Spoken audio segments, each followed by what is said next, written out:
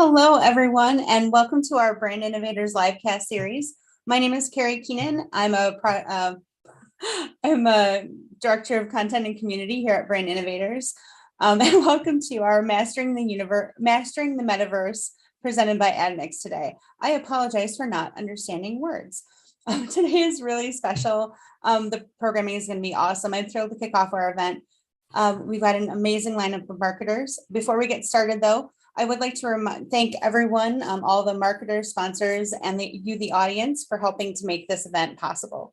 Throughout this event, you'll be able to use our Q&A widget and the chat widget down at the bottom of your screen, and we encourage you to use them to engage with our speakers and attendees using the widgets throughout the program today. And without further ado, please join me in welcoming to our stage our speaker today, Meredith Rojas, the Global Head of Entertainment and Creator Marketing for Logitech for Creators, and our moderator, Marty Berman, the VP of Sales, North America and Latin America with Admix. Hey, everybody. Hi. Hi, sorry about that. I was having video problems. I always hate it starts with your video off. Anyway, hey, Meredith, how are you? Nice to see you again. I'm good. How are you? Good. And Carrie, we are going to master the universe here. It's just within the metaverse, right? I love it. We got this. You're having technology problems. I'm having word problems. It's going to be an awesome day. No worries. Of course. Well, thanks so much. Real quickly, Meredith, before we kick off, just want to talk a little bit about Admix. We are really the guide to bringing brands into the metaverse. We own over 100 properties across various different metaverse and worlds and platforms. And we have a very simple process that we mitigate risk for brands and agencies in particular, that we own the land so we can do a lease, and we do everything in dollars. So we help brands identify where it makes most amount of sense to be for their activation. We help build, and we actually have over 40 builders. And then on top of it, then we help activate and extend it. So without further ado, again, Meredith, thanks so much for joining us today. Really looking forward to diving in and learning a little bit more about your background and your experiences so far. I know you've got an extensive background in working with influencers and now creators, and you've really been at the forefront of change within the digital space since your early career working with influencers. How do you see the similarities with working with influencers at the beginning and kind of where we are right now with the metaverse? Well, first, thanks for having me. Excited to join the conversation. Yeah, I think there's a ton of similarities if we look at the early days. So before I joined Logitech, I was a digital entrepreneur and started a company called Digitor, and we were the first producer of live events featuring social talent. So whenever you're first to sort of a new part of the creator ecosystem, it provides so many rich opportunities for you to kind of, as I say, like put your flag in the sand, lay claim to some of what's happening and really make mistakes. And it's totally fine. So in the early days, I remember trying to reach all of the big YouTubers to put them on a tour so that we could introduce them to their fans, and just literally picking up the phone and calling Tazon Day, who is Chocolate Rain, or calling all of these different sort of originators from YouTube's like very rich past. And they would say like, who's going to see me on tour? Like, who wants to do that? And so no one had the answers. And so the similarity to the early days of the creator ecosystem forming around, building monetization models for that version of the internet, and the metaverse is similar in that nobody really has the answers. So it's really the people who are bold enough and brave enough and innovative enough to say, okay, we know that this is going to be unbelievably important. So we might as well just get started and see how we can create something meaningful for our brand. Yeah, no, as we talked about, the other day, is that it's really an opportunity for brands to get in and test and learn right now and iterate, because what's going to work today isn't going to necessarily work in 6 months, or isn't going to, it's just evolving and changing so much. And the earlier that you can start learning about what resonates with your audience, and the better you're going to be down the road, as opposed to just diving into the deep end. So, that's really interesting, that is a similar experience that you had back when you were, doing your live events with influencers, which, by the way, as I mentioned, I know I attended with my family, one of those. I'll tell you later. I figured out which one it was, but during the conversation, you mentioned that you like to focus really on what's coming up versus what's happened. Where do you see, what's really coming up as it relates to the metaverse in particular, as you see it? So much. Besides everything. I think that there is this it's really just like the wild, wild west, right? Like there's so many different ways to show up and to interact, but I think that there's a really amazing opportunity to engage. And as we were talking yesterday, there's of course environments like Roblox and Fortnite, and then there's Sandbox and Decentraland, and so there's sort of different places to show up, and some are a bit more controlled but have existing audience, and some are really just like build it. If we build it, they will come, or at least we hope. Right. And so I think it's about understanding and fishing where the fish are of what is the behavior of a digital, like a digital native user today. And so when I started my last company, we were hyper focused on, social networks and Web 2 and sort of how people were interacting and socializing and discovering, utilizing those social platforms.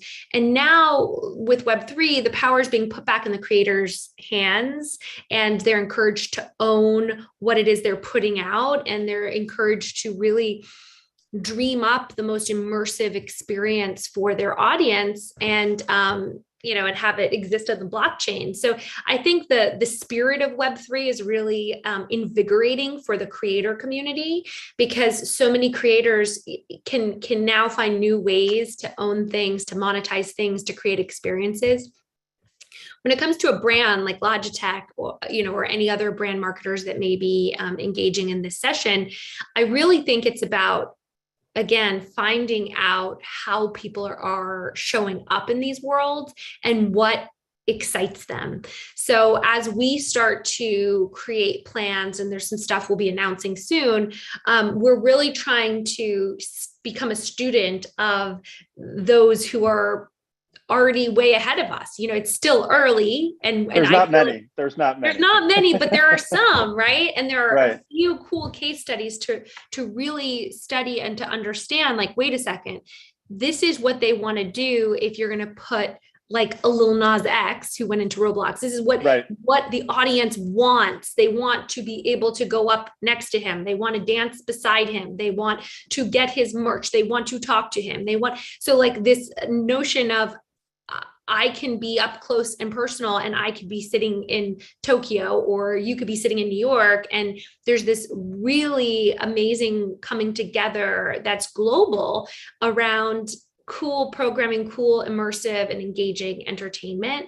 So I think the thing that is most exciting to us is, how do we program in these environments, and what does entertainment look like, feel like, if we start to do that, and we are. So that's where our head has been.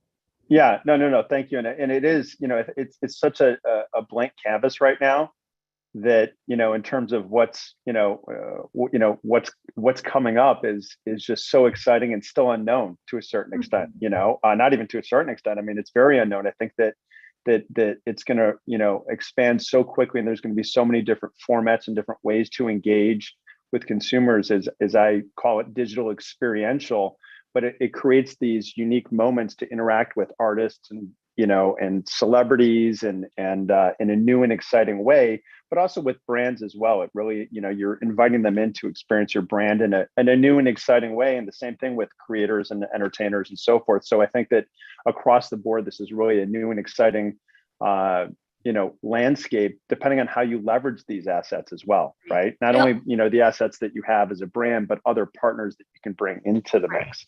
I also want to say that, like, there's this element of fantasy and gameplay that, like, you can't ignore that. So it's not just about showing up and putting on a regular concert. It's about how do we like really use our imagination and really push the boundaries. And if we can have the performer be, the equivalent of 25 feet tall, or we can allow the people that are engaging in this to jump up and touch their head, like all kinds of things. We could have a bad guy, we can have a narrative, we can have all kinds of different ways to tell a story. So I do think for somebody like myself, who's a storyteller, a story seller, whatever, like I like to have fun with that, because it does give us new tools in our toolbox as we start to invite our consumer in to experience the brand.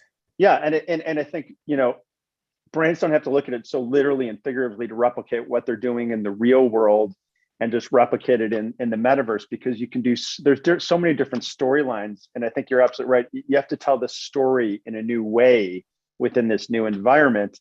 And it can be anything from a parody of your brand, right? You can, if you really want to go and have fun with it, there's just so many different ways that you can do it. I think that it really does, it just really plays right into that creator economy so well that it's going to be exciting to see all the different ways that it's leveraged by both brands and entertainment in the future. And, currently your role at Logitech, where you lead global entertainment and creator marketing, what has been like the campaign you found to be the most rewarding that you've worked on? I'm sure there's a few. But I know you mentioned Little Nas X and so forth, but what would you say has probably been the campaign, if you will, that you found to be the most rewarding? Yeah. So, I mean, we've had some wonderful opportunities to bring in killer talent like Nas and most recently Lizzo. But I would say the thing that has been most rewarding is a program that we introduced last year called, the whole program is really a huge effort across the company called Creators for BIPOC. And the piece that I helped to contribute to was in a partnership with Jaquel Knight.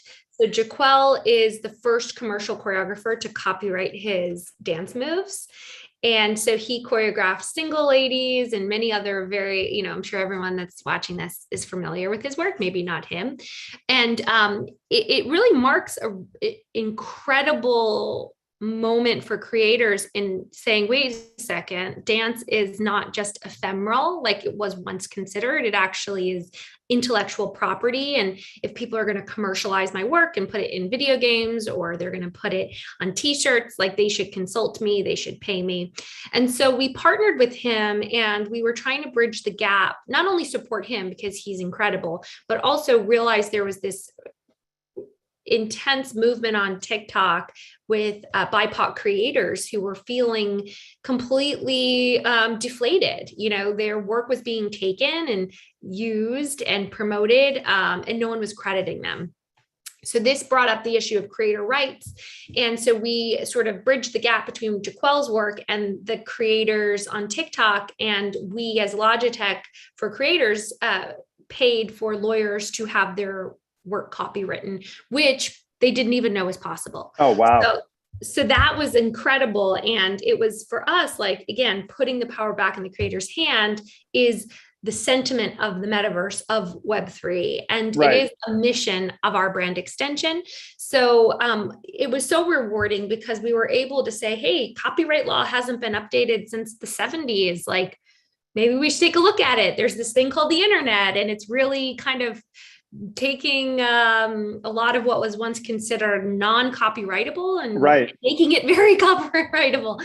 So that was incredible. And now we're in the process of making a short film with Jaquel and Westbrook, which is Will Smith and Jada Smith's, who are hot topics right now. Yes, their production at the forefront of everybody's mind these days. I know. And we're making this film because it's sort of unfolding in real time and capturing this story that is so rich that I actually think is going to be pretty important to, the history of dance and creator economy. And so it's rewarding because it's purpose driven and we're helping people, and we're staying true to our values in terms of DE&I and also creator rights.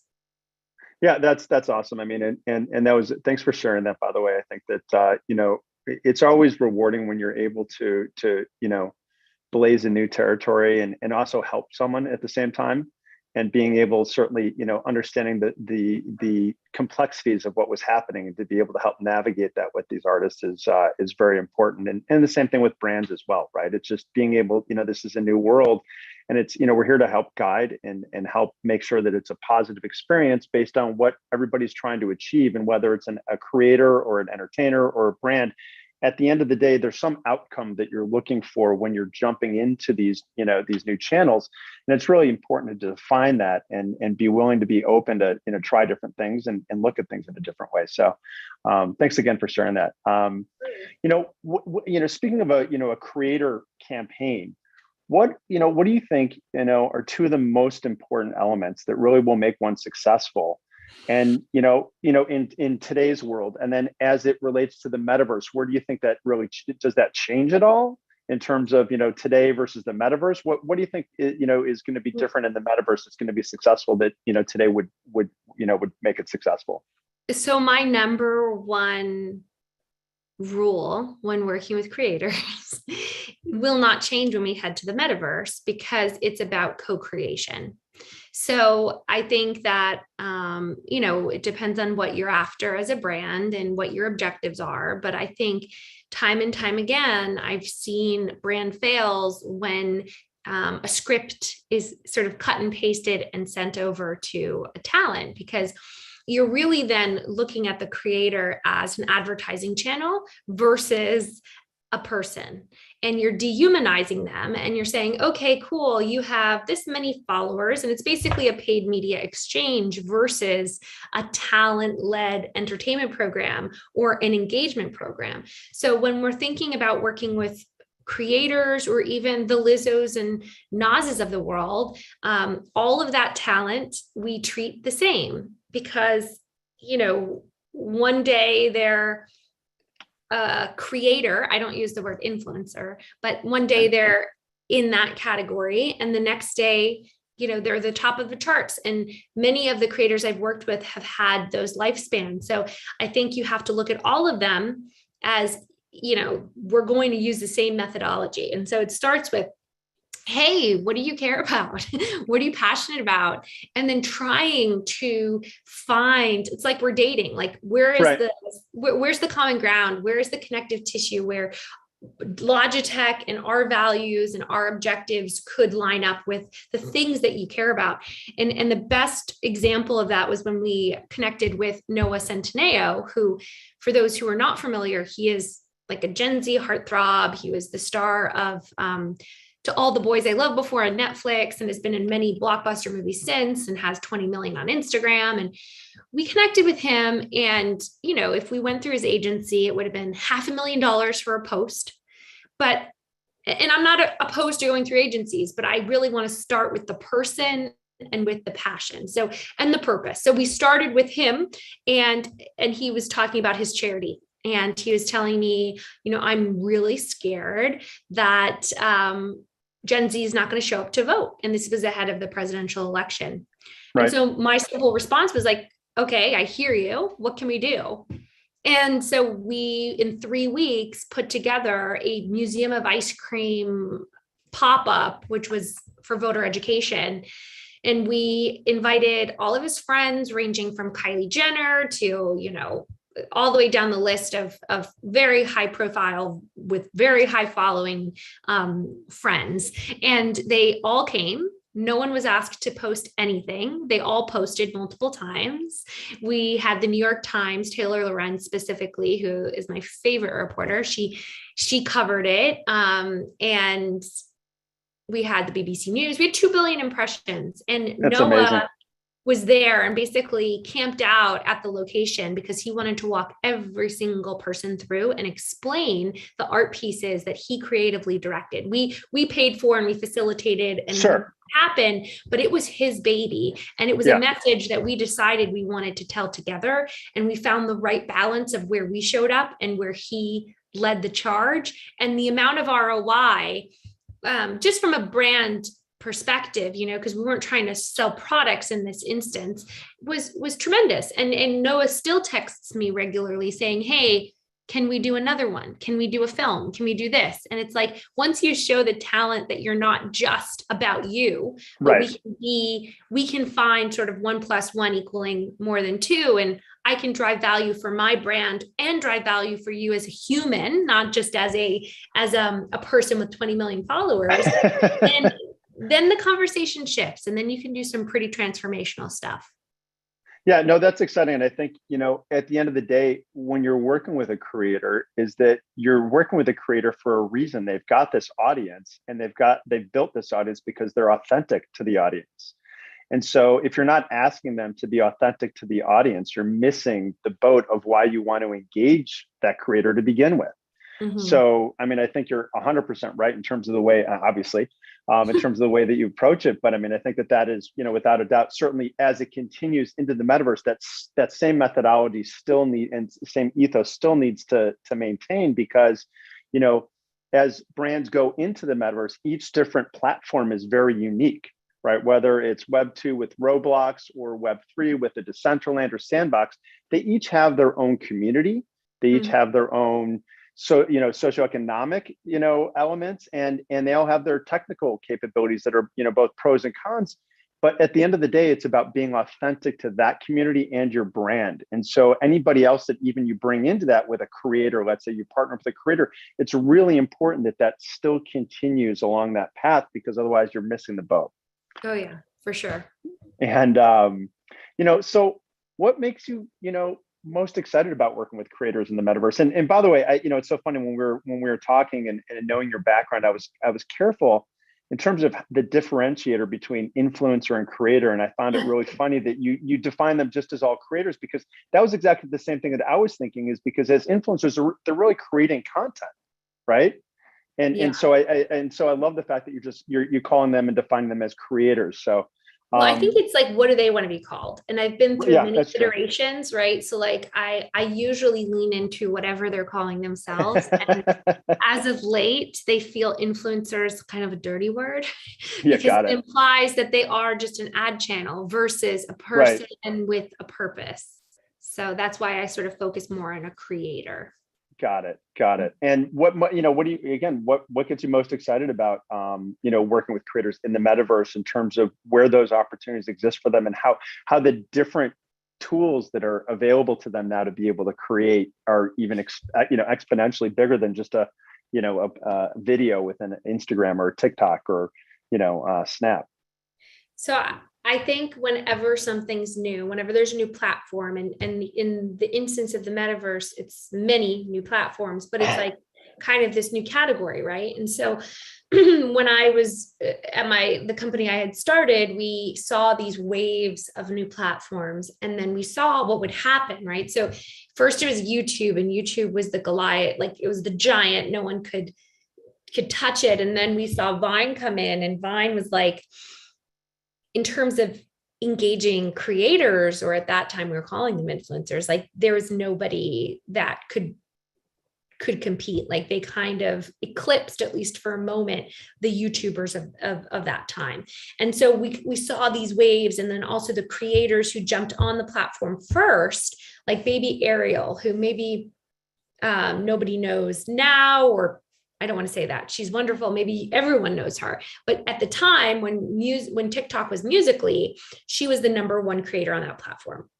And so I spent a lot of time talking to her. I toured her. I got to know her. She's lovely, lovely, lovely. And like, she just explained, like she jumped on the platform really early and she liked it and it was fun. But because she was one of the first, she was recommended to everybody who joined. So in a way, it was her timing that created this windfall of audience. And so I always think about it and I get really excited when there's something new and exciting, because then if you can be first and you can be early, even if you don't get it all right, you can get some of that benefit. And I think that that's what I look at when I'm thinking about creators and creating in this new environment, is how can we find a creator that matches us, and we can kind of go in and create something awesome together. and see what happens and then iterate based on the response. But like being early can have the most insane ROI as long as you're not too afraid or you don't overthink it. Yeah, no. Well, yeah, I think there's still definitely a lot of time to be early here in this space, without a doubt. And so I think it's a great opportunity for both creators and brands now to really get involved and jump on the train of the metaverse. I think it's only going to continue to grow and again iterate over the next 6 to 12 months and continuously. Where do you see the biggest challenges? As more and more entertainers and creators do, begin to enter the metaverse. Obviously within all the different social channels, as you just talked about, at the beginning, there's always that opportunity. You're first to market, but then there's all these, after these comers that, are following you that are suddenly now expanding within that space. How do you think that that'll present its own challenges within the metaverse? I mean, I think there's going to be a lot of versions, right? And people are going to test and learn. But I think to start, there is the Roblox metaverse, as we talked about, and then there's centralized metaverse. When you're going to an environment that has audience, like that's amazing. And that helps you tell your story without having to also be a promoter. And as someone who ran a live events business, getting butts and seats is like really hard. Even if you have a big talent. So that becomes, I think, a challenge as you think about building something in the decentralized metaverse where you're kind of like responsible for building it and also throwing the party. Because as a marketer, oftentimes it's about where's the audience? Let's go tell our message or share our story in that space. Now, if you're going to be tasked with, let's go create something from scratch and also get an audience, like that's a gargantuan undertaking. And I think that like that's going to require a lot of incredible curation and also like what is the value proposition back to the consumer? Why are they going to show up? If they can see Lil Nas X in Roblox or Travis Scott in Fortnite or whatever other concerts are coming or experiences or Nike Land in Roblox, like why are they going to a brand new land? And what is that land? Is it higher fidelity? Is there some kind of unique thing that you can do that you can't do other places? So I think like it becomes more challenging if you expect to port audience from one place to another, and you have to have a more compelling reason for them to do that. So I think that's one of the challenges is figuring out how to drive audience. Yeah, and that without it, I mean, that's definitely something we talk with brands about all the time, is the fact that, it is definitely not a reach and scale opportunity right now within the decentralized metaverse, but it's an opportunity to test and learn so that when it does, that you're better prepared.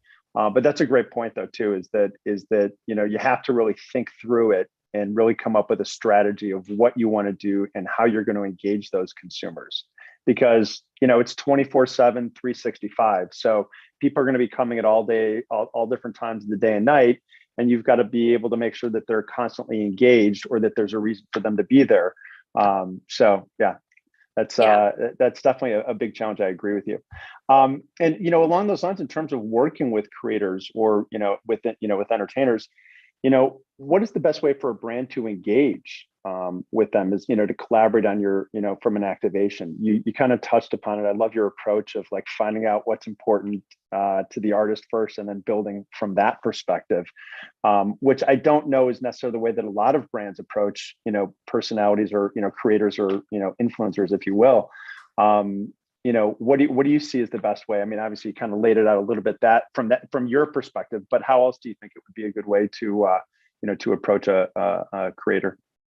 So I think that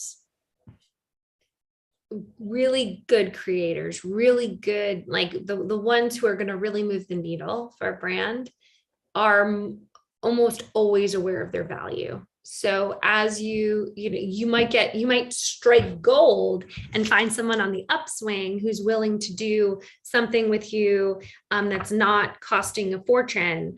But that's really an anomaly. And so I think if you want to work with incredible talent, you have to understand what moves the needle for them. And if you try to cast them, I think you're going to automatically create a wedge between you, the brand, and the talent, and you will only ever get the bare minimum.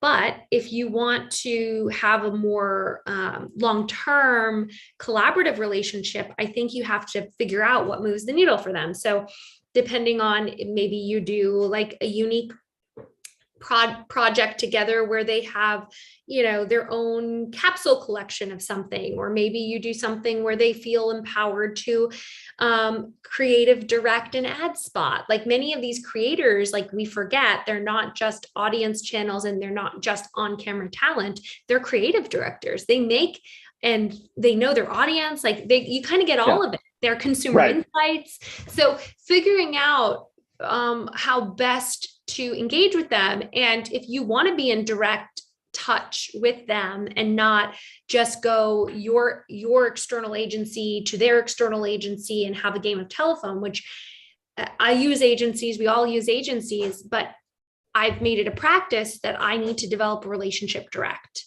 And they can help execute and they can help support, but I need to hear from them. I need to understand from them how we can be a good partner. So I think if you bring some of that to the table when you're considering who you want to work with, that you're going to get a lot more out of it. And a lot of brands may or may not have these capabilities, but like figuring out that is something that can bring so much value to the way that your brand interacts with an entertainer and ultimately delivers a program that feels authentic. Yeah, no, it's got to be collaborative without a doubt. I think as we touched on before, I mean, they've got the audience that you want and you're leveraging them for a reason. It's really important to bring them into that mix, and, being one or two steps removed from that process and communicating along those lines, probably something gets always missed or dropped within that translation. And so I think it's a great point. We're going to open it up to Q&A here. I do have one question, which I thought was kind of interesting. And I'm assuming you'll be able to answer this, but it'll be interesting, is how does insurance play a role for partnership with creators?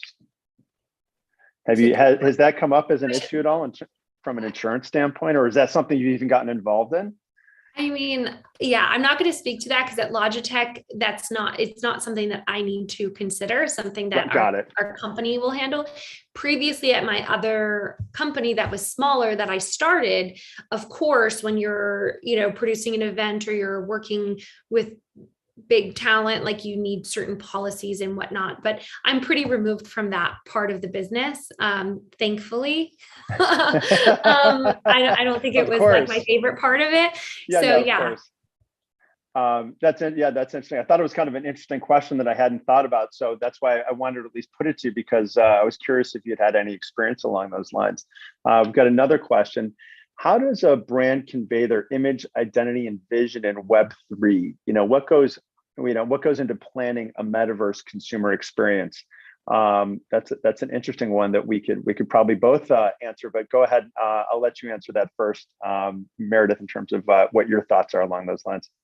I mean, I think it starts with understanding, your brand values. It's always a really good place to start. So what's important to your brand? What do you try to communicate through other channels, right? Because it's not like all of a sudden here's Web3. Now we have to create a whole new brand book, right? No, this is how do we first understand our message? Now, how does that message show up in an authentic way in Web3? Well, I would say understanding what you're willing to do, how you want to show up. I'm never an advocate for slapping a logo on something. So of course, there's ways for you to sponsor things that exist within the metaverse. That's never my style. It can be other people's. I like to build. I like to create. I like to co-create. I like to infuse whatever it is that we want to build and create in terms of a program, or even our owned and operated IP that we start to introduce. Like how can we introduce that. And then of course, with that, you have messaging, you have social on and within Web3 and outside of Web3 back to Right, Web2 yeah. on all the social platforms, you have content creation and you have storytelling and you have, so again, the only difference here is how do you translate your brand values, your brand message into an experience that would feel organic for people who want to engage in Web3. And it's still something that's so brand new that I don't think there's a good cookie cutter, maybe there'll never be a cookie cutter answer. Like it's more like kicking the tires on how you could show up and what value would you bring in an experience in this way back to your consumer. Yeah, no, absolutely. I mean, I think you definitely have to start with the consumer first, or what we always talk about, what's the outcome that you're looking for, right? Because I think it's, you know, within traditional media channels and digital right now, where it's so very defined and it's got, you know, it's all, you know, we've got it in a box in terms of what the outcomes and measurement is to a certain extent. But yet here we really don't. So it's really about what's important to you and your brand values, as you said, and then what are those outcomes you're looking for? I think we've got time for one more question. And I thought it was kind of interesting. It's what advice to small businesses who want to participate in the metaverse and don't know how to get in? You know, any advice or guidance along those lines? Yeah, I think it's the same, right? Like, Yeah, I I do too. I think budget or size of your business should not discourage you. If anything, I think it's kind of like giving everybody the opportunity, and it's a real level playing field, because if we fast forward a year or two, it will become cost prohibitive.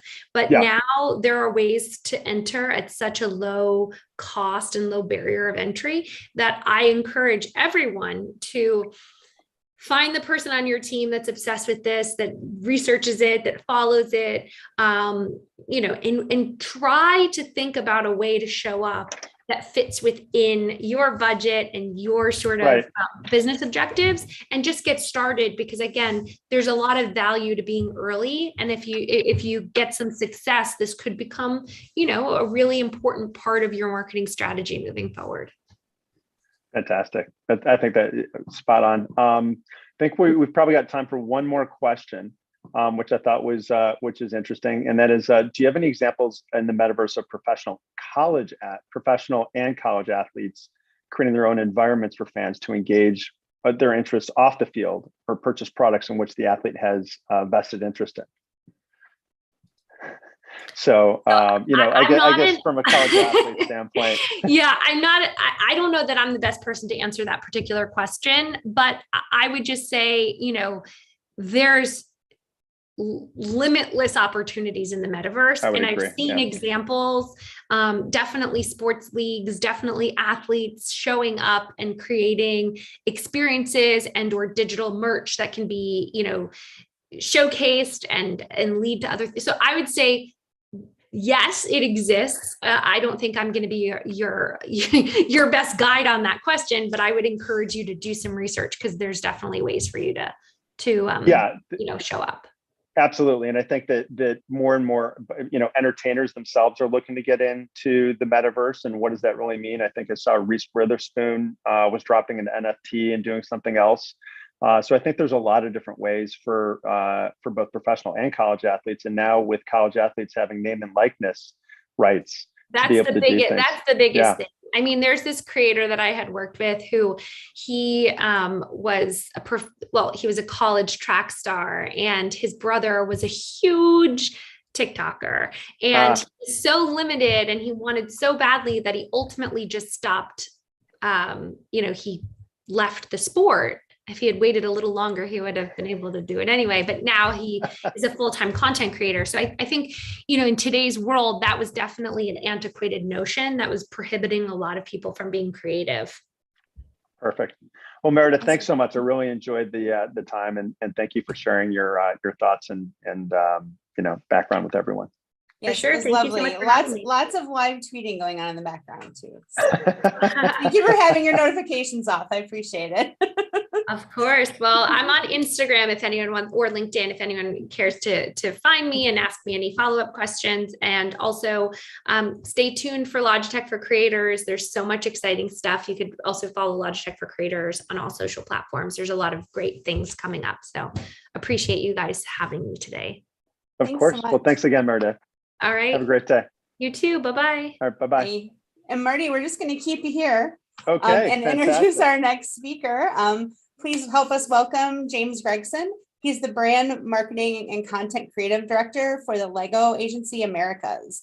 So welcome, James. Hi, I got the mute button just in time. Hi, everybody. Nice to be here. Happy to talk about anything that is not the Oscars right now. So yeah. Yeah. But that's like, right. do you believe that that's like only a couple days old? It feels like it was like a month ago. But anyways. I know, right. Well, thanks again for joining us. For anybody new that's joined us, I'll do a quick intro on Admix. We are really guides for brands into the metaverse. We own over 100 properties across various different platforms within the metaverse and help brands identify where they want to be. We help them build. We actually have a team of builders and then activate and extend that experience within the metaverse. And today we're going to talk to James and Lego, which is James, I really enjoyed our conversation the other day because Lego is such a unique product, and we'll get into this a little bit later. But in terms of like how you're really going to be able to recreate that same experience within the metaverse, or how. When it's such a tactile product. So we'll like I said, I don't want to get too far ahead of ourselves, but but at the same token, Lego has been dipping their toes into the metaverse a little bit, and really been an early adopter of it. Talk to everybody a little bit about how you got into that, what you decided, and how you approached it, and then some of the takeaways that that you learned along the way, and from that program. Yeah, sure. I mean, I think, if you look at Lego's sort of first foray into what is now being called the metaverse, right, is Minecraft, right? And Minecraft is a really interesting example of a metaverse-like experience that has existed for years. I had to dig into Google and find out that Minecraft's been out since 2011, right? And it's got 140 million active users, right? So as far as an active community, it's massive, right? And obviously we've leaned into that IP from a product standpoint, and it's an incredibly popular sort of partnership that we've developed with them, and it is still, for better or for worse, two separate, albeit parallel paths, from a physical product experience that we develop to a digital product experience that Manjang develops within the video game. But we are very close to that partner and continuing to look at different ways to maybe more closely link those two product experiences. I think you also look at it from anyone that's looking to reach new audiences. You do look at it from an audience perspective, right? And we have to go where our audiences are, right? So we have done 2 activations with Animal Crossing, one for Lego Dots, which was a new sort of play experience around Pride Month, and the other one was for video, a brand new play experience.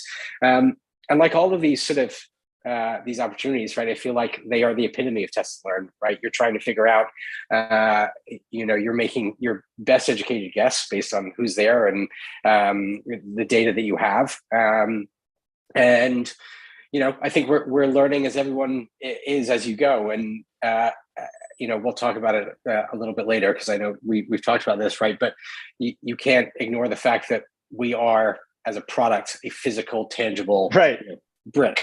And so, there's certainly some philosophical discussions that we have about, what Lego looks like in the digital experience. And then also, one of the sort of highlights that I really like talking about, because I think it really speaks to a potential digitization of our play experiences, we launched a co-building AR experience with Snapchat, and that I think is the closest thing to where I would love to see our brand go, where it is it's principled on building, but connecting people from across the world rather than a physical space. Yeah, no, I thought that was really cool and really interesting, and and actually that we kind of touched on a little bit and teased it, but let's talk a little bit more so about that philosophical issue that you're really having from a challenge with Lego, because as you touched on, share with everybody, because it's a very big challenge with your product, but yet at the same time you still have to think of the future and where consumers are. So it definitely is. I mean, I think I actually look at the philosophical principle with the metaverse like across three different issues, right? I think is the phone better than email? Yeah, definitely, right? Is Zoom better than the phone, right? Yes, potentially. But from a B2B standpoint and a professional standpoint, is the metaverse better than Zoom? I mean, I think the likes of Meta is definitely banking on that it is. I don't know. I don't know whether it is. I think we'll see, right? I think as a parent of three young kids, I've definitely got some reservations about the future of the metaverse and the future of this world of decentralization. I get it. I understand the value of it. But I have safety concerns. Sure.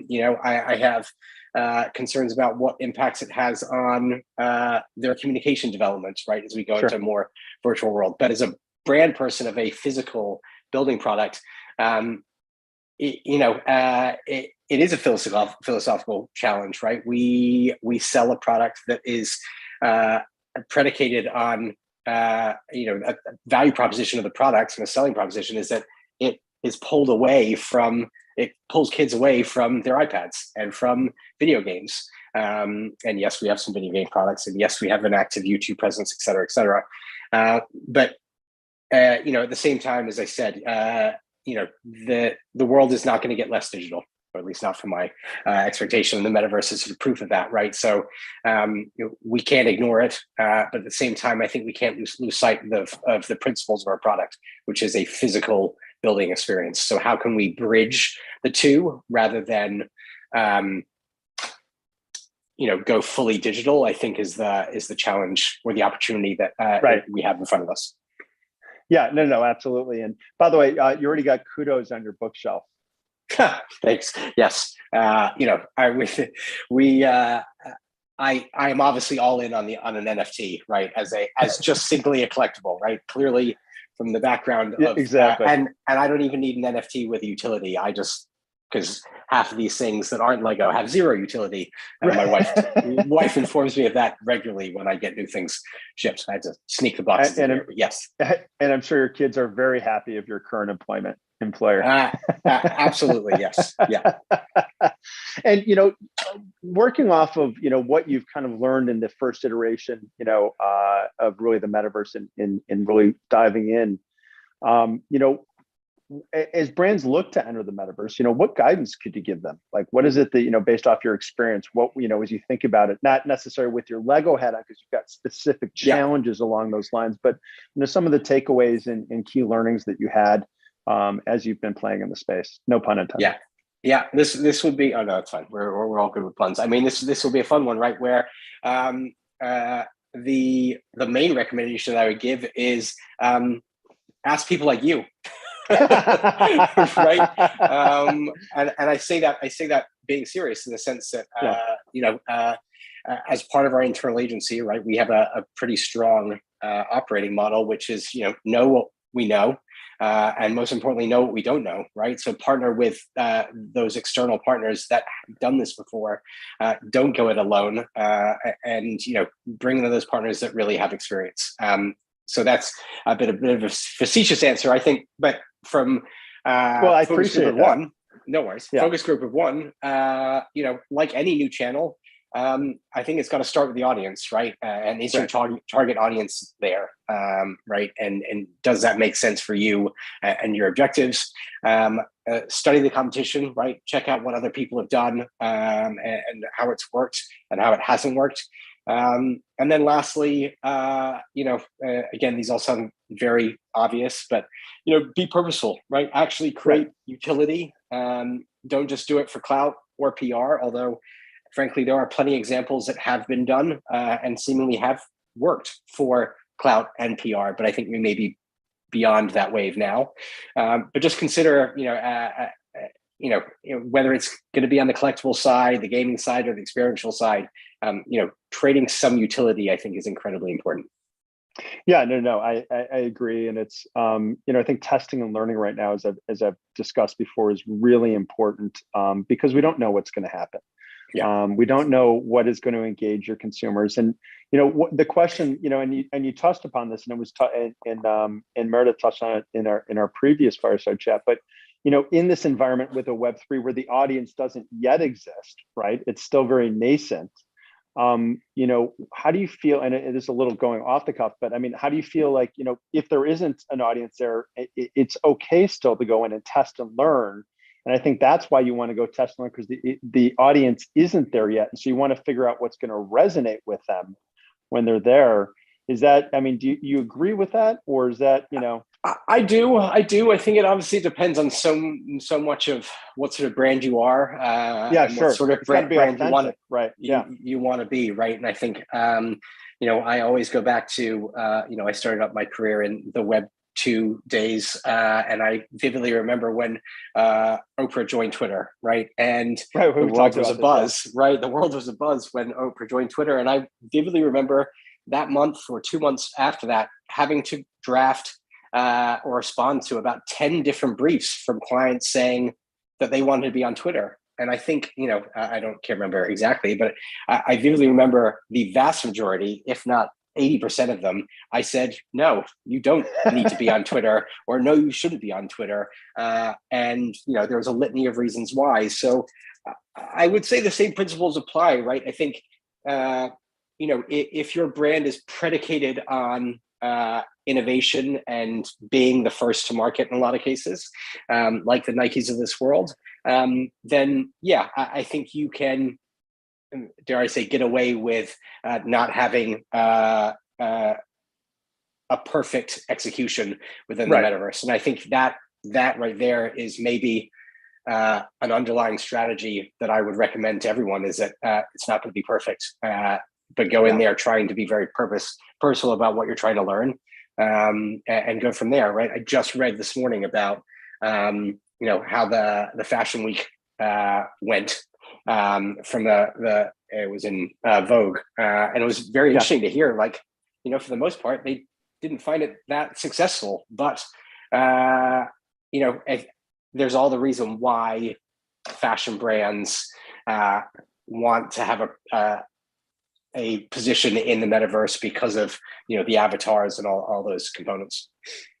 Yeah, no, absolutely. And yeah, I mean, it's a challenging space. And if anybody had an opportunity to go in and check it around, I mean, there's definitely, from a user experience, it was definitely, there was some issues, right? Just even walking around and so forth. And, but, and actually that answer and your response is kind of a great segue in terms of that next question. That's how are you defining success for Lego? I mean, you talked about, the different continental co-building experience, but now as you look to Web3 and decentralized, moving more out of kind of the Web 2 into Web3, how are you going to look to define success for Lego in this new environment, given the challenges also that you expressed earlier? That's a good question, and something that I would again probably deflect to a partner like you guys to help shape that, right? Because I think as you go into these sort of partnerships, right, as a brand looks to go into the metaverse, you hope in most cases they've got an objective business reason, of why, right? And it's a simple brand marketing exercise of creating those KPIs based on that objective. Like anything new, I think you have to be cautious of things like benchmarks and what good looks like versus what bad looks like. But I think even more so, it's less about numerical KPIs and more about, what did you learn from it? Yeah. Yeah. Right. Because again, as we advise clients, it's you want to figure out so that you can iterate, right? So that you can, do it better next time, and so that you can figure it out. And it's not as you wouldn't go in and sponsor a sports team for one season and be done, right? You want to be able to go in, and you've got to have a longer term vision and a commitment to what you're doing there. Even if you're just going to go, even if it's going to be a short term for now, because for, let's say, your seasonality as a brand, right? Let's say there's a certain seasonality, it doesn't make sense for you to be there all year round. You want to make sure that that's the first stepping stone of your next season and the season after, so that you're learning and you've got that strategy ahead of time. And it's really important, I think, to lay that out with a long-term vision of what you want to do, as opposed to just like, hey, I just need to be there, right? Because it's shiny and new. We're going to make this conversation now. So you tell me, right, from a network, obviously we haven't done, like, I guess, an open metaverse type exercise within Lego.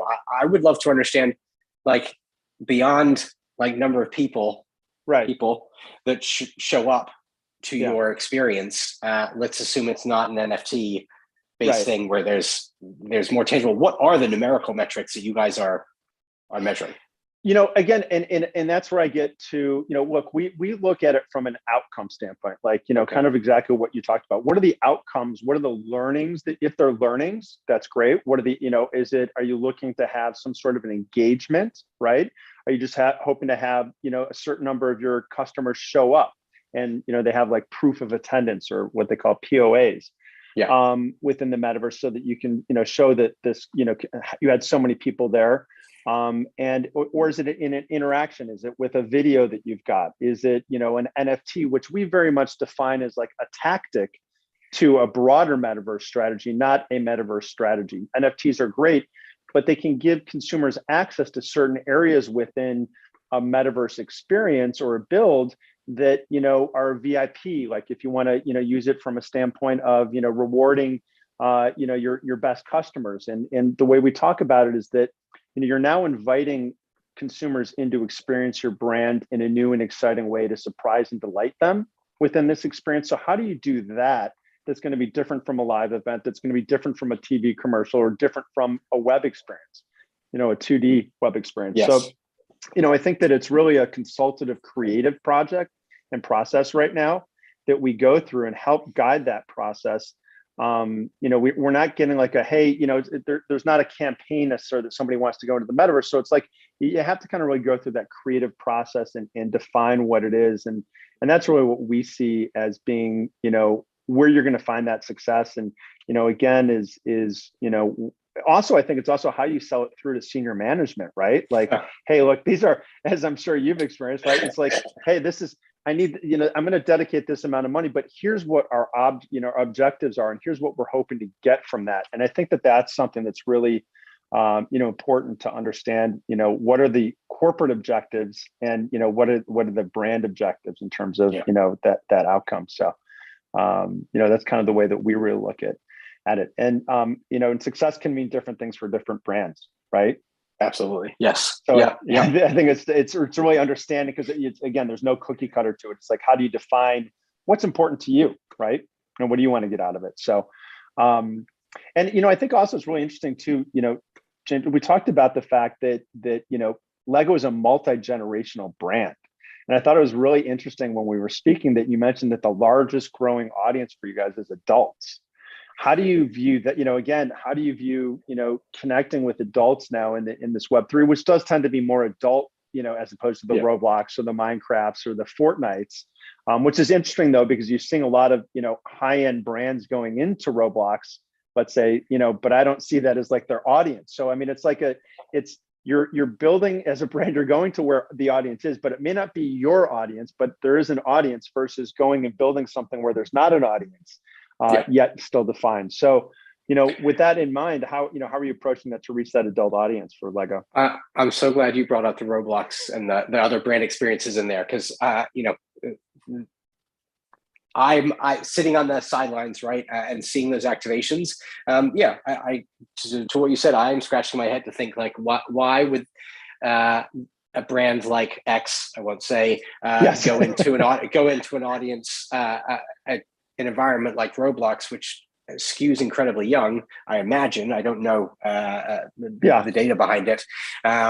And that's why I'm not being overly critical on it. But yeah, right. I think, listen, it's going to come down to a significant audience analysis, right? And if I knew everything, and by for what it's worth, when I saw the title of this the speaking opportunity to be the mastering the metaverse, I am not mastering anything to do with the metaverse. I am just curious about it. Exactly. And you're not alone in that way. You're not alone along those lines. It's still, it's still so early that everybody is still trying to define and understand what it takes to master the metaverse. So I could say, I listen, Lego's a big company. I fully believe that there is a department or a group of people that are having very action and solution oriented conversations as it relates to what is our position on the metaverse. If you're listening, I'd love to join those conversations. Right. But as I said, I think without just me having a real overview of the audience analysis, I would assume that there has to be a considerable overlap with what we at Lego call our sort of our build and display audience. Yeah. Mm-hmm. Right, where there's this collectible dynamic, and the clear overlap between that and NFTs, right? The collectible components with NFTs. Right. At a basic level, what does an NFT version of our Lego minifigure look like? Because there is that collectability that already happens. That seems to be the most obvious one for adults. And we have a massively impactful high affinity network fan group that know more about the product than we do to some cases, and do more amazing things with the product than we do. And we hire them as product designers, and they have been employees. So I think. I would say, by the way, I think it's great. I love that you guys do that. I mean, it's such a natural tie-in, right? It is. So for me, to answer the question, I think the NFT area is probably the most obvious one from an adult standpoint. But then if you think about, to flip it, if you think about,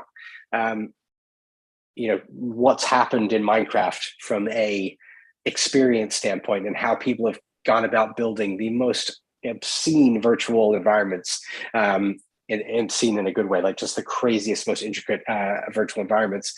There's got to be something there. Focus group of one, I don't get it, and I clearly get the collectible standpoint. Yeah. I mean, I think it's a natural time to be able to be able to tie both the NFT and the experience in terms of building. You can allow for adults to really get in and play with your product within this new environment, but at the same time rewarding them through an NFT and these unique experiences, and be able to participate in a value exchange, right? So now no longer am I just collecting something building, but it's now appreciating in value because it's more exclusive, or it gives me access to more events and so forth. I think there's one thing that I think we as a brand are very cautious of, is that exclusivity nature. We don't want to be exclusive, right? We want to be inclusive, which is obviously a big buzzword for good reason right now. Sure, absolutely. But just from we predicate ourselves of giving everyone access to our product, at a number of different price points. So I think there is a little bit of a philosophical challenge about that NFT collectability standpoint. If it's going to be available to everybody, then it yes, but I still think this is an interesting opportunity to potentially test out what that exclusivity looks like from a digital standpoint versus a physical standpoint. No, it's going to be interesting. Listen, it's going to be interesting, right? This is a brand brave new world, and this is the opportunity and the time to really get in there and figure this out, because it's only going to continue to grow, and you've got to get your foothold in there some way, and you've got to get in and learn what's going to really engage and what's going to make the most amount of sense for your audience, because they're going to be there. and you Yes. want to make sure that you're there when they're there. And but also, listen, and look, I think, James, it's, there are so many different opportunities within the metaverse, and I know it's still very nascent, and you guys have just started to experiment and think about it from that perspective. But what do you see as some of the bigger challenges for brands as they consider participating in the metaverse, even in your survey of one? Like, where is it that you see some of the bigger challenges? I think, we talked about it a little bit the other day, but just kind of curious if you could expand on that. Yeah, I mean, I think we sort of talked about it in various places. I mean, I think for the most part, the brands that have done it, right, are the brands that are comfortable with failing, right, or they're comfortable with failing forward, and not getting things perfect. I think so. I certainly take great inspiration from that. Right, it doesn't have to be a 10 out of 10. It can be a 7 out of 10 sort of execution. We've talked about bringing on the right partners involved, and not in any case trying to do this by yourself. And I've definitely heard instances of that. And I think for the most part as well, and these are marketing principles, right, is being not just considerate of your audience, but just creating value, right? Build some value into it, so that there is a reason why you're doing it, and it isn't just for clout or just for the PR or just for the clicks. I think that's super interesting, and I've seen that in a couple cases, and not as many cases as I thought I would see from brands getting involved. But again, I am only a focus group of one, and I'm sure, I hope that they have, strategic reasons for why they've done X, Y, and Z. Yeah. I mean, it is, as we we talk to brands like every week, multiple, we're probably having 10 to 15 meetings a week, talking with Fortune 500 brands and their agencies. And it's, everybody has their different take on it, and everybody's still learning. They're very much trying to figure out this new space and what's going to make the most amount of sense. And I think, to your point, though, it depends on what the brand's objectives are, what they're comfortable with, because there are some brands, for example, that do want to be there first, right? They need to be there first, both from just a brand, flag in the ground standpoint, and then also, they want to see that PR value out of it as well. And then there's others that are taking more of a wait and see approach. Like, I want to make sure I want to be there, but I want to be there right and authentic. And I think, one of the challenges I think some brands have faced is that they haven't been authentic. Authenticity is so important within this space, because it's really about a community. And you have to be authentic to that community, but at the same time, be authentic to your brand. And I think that's where, as you go through that creative process, is what you really need to kind of figure out where that balance is between how do you authentically integrate yourself in with this new community and make sure that you're not tomorrow's meme, but at the same time, you're still true to your brand ethos. And, but you also have to kind of, like with user generated content, to a certain extent, you have to give up a little bit of,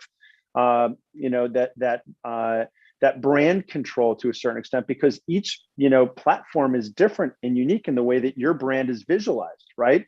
So Sandbox is more of a Minecrafty type experience. And if you're comfortable with your brand being represented that way, right, then that's okay. Then you're comfortable in that environment. Whereas Decentraland is a little bit more realistic and lifelike, a little bit more gamified, but more realistic. And then there's even like the Sumnum spaces, which, if anybody hasn't heard of, is a little bit more, much more graphically rich.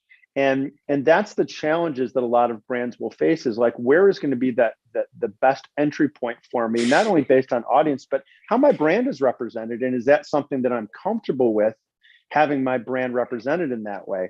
Which kind of getting back to your Roblox comment is also very interesting, because, it's, in the Roblox environment, it's a very gamified, outside of it being a younger audience, very gamified sort of experience from a brand perspective. So it's interesting. Yeah, and I think you're hitting on a fun point here, right? About just the explosion of the creator economy and the value that creators bring to experience, content, whatever it may be. At the end of the day, they are better than brands at creating content and creating experiences, because for the most part, right, they're not trying to sell as hard as brands are. And even if they are, it's more built into the dynamic that they created with their community. So I'm really excited to see where how the bigger creators within the space, how the bigger influencers within the various metaverses start building out, beyond what the Bored Ape Yacht Club have done, and others. I'm excited to see where those NFT communities that are fervent, sort of come to life in the metaverse. That to me is an interesting opportunity. I think one where brand, to your point, can come and get involved with them in a more authentic way than dropping your brand logo and experience into the metaverse. That's just me maybe being a cynic. No, you're 100% right. You don't want to replicate what you're doing in the real world and just plop in like a location where I can go shop or buy something. Again, you're inviting consumers in for this new and exciting experience, and it's got to be that, or else it's not going to be authentic. And consumers will see right through that. And this community in particular is very vocal about what they like and they don't like.